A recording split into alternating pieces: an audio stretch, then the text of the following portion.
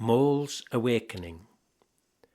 For the last 9 seasons, senior mole Gerontius had been the first to awaken each spring, and only one more would make 10 in a row, something unprecedented in recent times since accurate records were kept.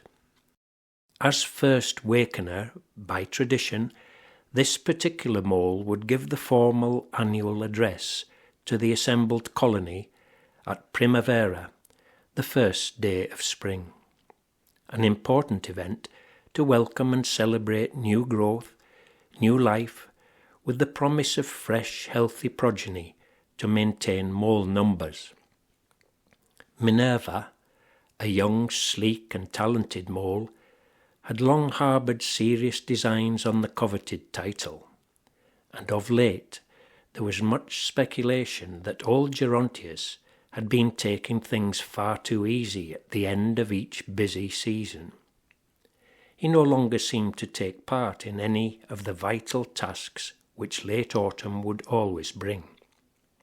In fact, it had been suggested that he had lately begun his overwintering a full week early, and so his body clock would wake him long before the others.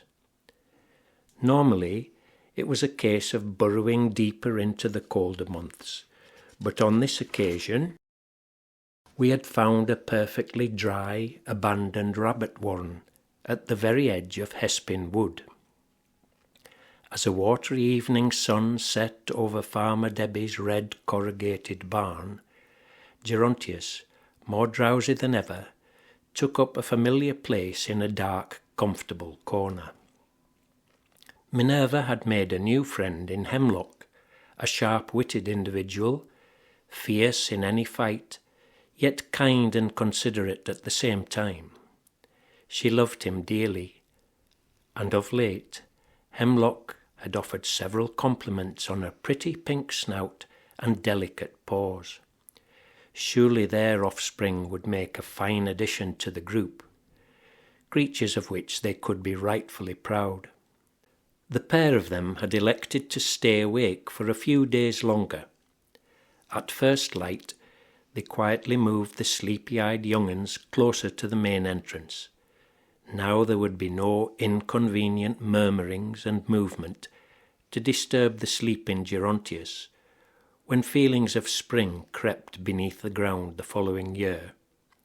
The dream of Gerontius.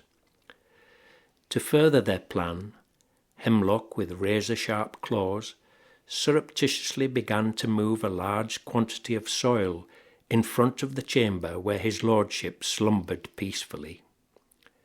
This would hopefully blot out any hint of light and extraneous sound when the moment came. Minerva found a good spot where sunlight and first stirrings would be sensed earlier than in the labyrinthine confines and recesses.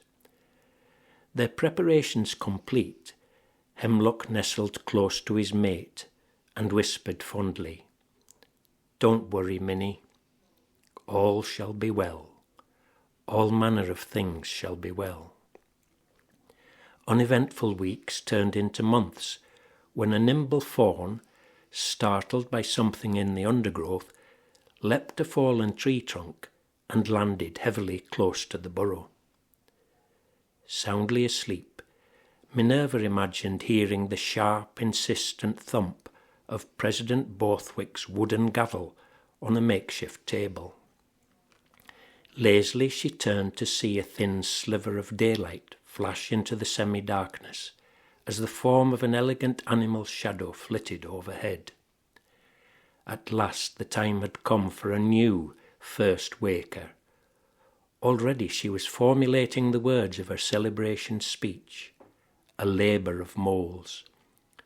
Swiftly she scrambled and burrowed to the surface, and intoned the familiar words from days past. Laborare est orare. To work is to pray. Her myopic eyes gleamed as she took in a delightful breath of fresh air and smelled the heavy, musky scent of wild garlic. Minerva lay back on the grassy tussock as a broad, beaming smile covered her young face.